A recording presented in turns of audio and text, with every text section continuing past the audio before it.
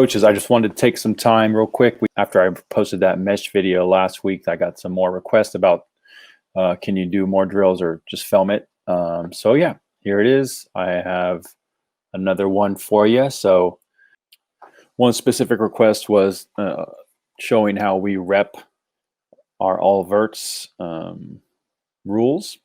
So I wanted to get that to you. Okay, so I think everyone has an understanding of our basic rules for all verts at this point if you're watching this video, but essentially we want to have our receivers thinking, when am I open? And we want our quarterbacks thinking, who is open right now? And this is all pre-snap. We've defined, of course, that 7-yard mark as the barrier between when you're open or not. Obviously, everyone would walk till they're open, just like we talk about.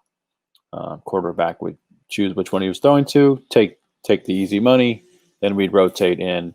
The next people would do it. These coaches would be fluctuating back and forth, back and forth, back and forth. Now, we didn't do that today. What I got for you today is routes on air with 6. Now, in a perfect world, we would have all of our quarterbacks from both levels, JV and varsity, all 5 quarterbacks throwing to their receiver. So this quarterback would be throwing to this receiver, but he would be reading this coach 7 yards on or 7 yards front, blah, blah, blah. This quarterback would be throwing to this F. In a perfect world, he'd be reading this coach, and so on and so forth. So we'd have a quarterback reading here, throwing to Y, a quarterback reading here, throwing to R, and then this last quarterback is just practicing the swing to T, okay? Over and over and over. And we'd have all their players lined up in line, ready to go. So as soon as the rep is taken, next receiver's up, jumps up. These quarterbacks rotate to the side every single time and throw to a new receiver every single time. If we don't have enough quarterbacks, we'll have coaches fill in. So for 6, and in realistic terms, we don't always have 5 quarterbacks. I like to do it a little different for 4 verts because I really want to get this seam read in, okay? Okay, so in this video, I'm about to show you that we did this practice clip.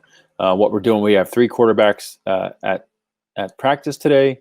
We do not have a T today. We just had them mix in with the other receivers because we only have 3 quarterbacks, and that route is not what we're kind of focused on. So we have coaches out here, all covered up. We have, and this is me filming right here today on this clip. Of course, we have our L, F, Y, and R.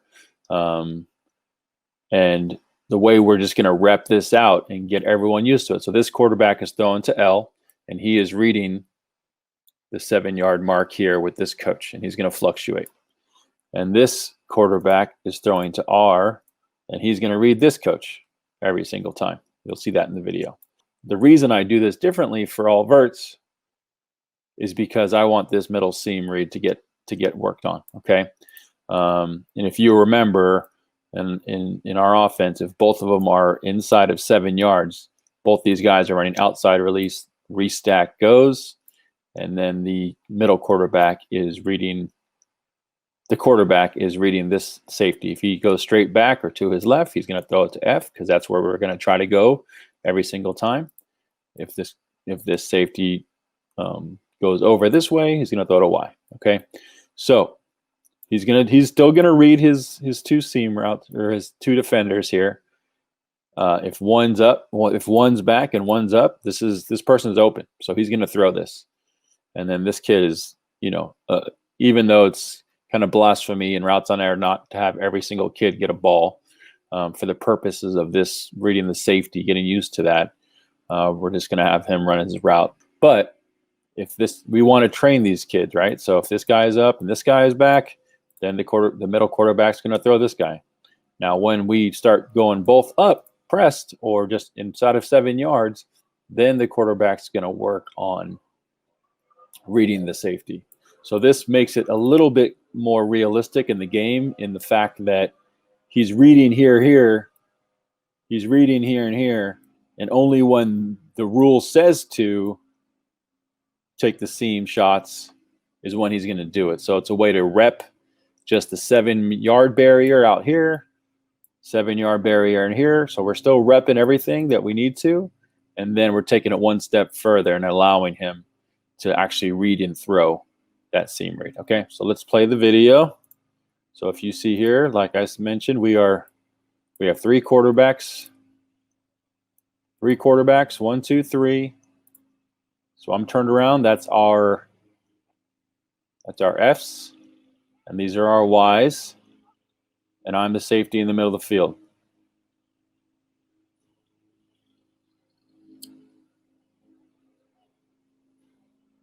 All right, and so this quarterback in the middle, and yeah, trust me, it's bugging me that these kids are walking around.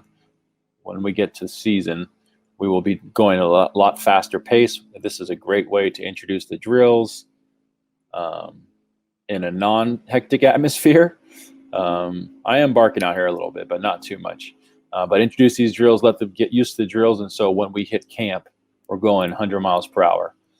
So here we go. We got the middle quarterback reading the seam defenders, and then this guy's throwing out here to the R, reading that defender, and this other guy's throwing out to the L, reading that coach. That's the defender out there.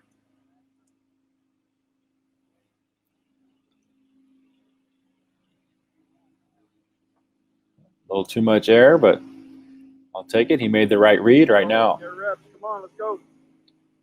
Yeah, I know I couldn't take it too long.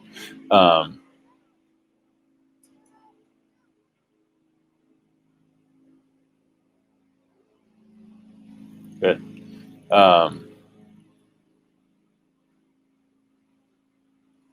So remember your rules, execute. Get so used to doing this, it's second nature. Let's go.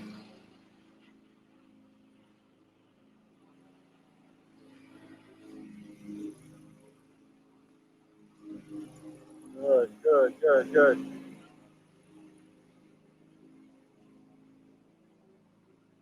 All right, that's it. Nothing too spectacular there, but to the point is this is how you can run it with only 3 quarterbacks with a small amount of kids getting reps and learning the system right now. 12 kids minimum, or the 12 kid max is what we have right now. And these kids are getting reps, right, getting ready for the season. We have a mix of 7th and 8th graders. And we are just going to rep the heck out of 6 because that is the basis of our entire offense. And I think every team in the middle school age group can do it for sure. And I've heard that 4th and 5th grade teams are running it this way as well, using these same exact rules. So anyway, hope you enjoyed it. Let me know any other drills you want me to get to run at practice and then be able to talk through it with you on here. Just let me know. Put it in the comments below. All right.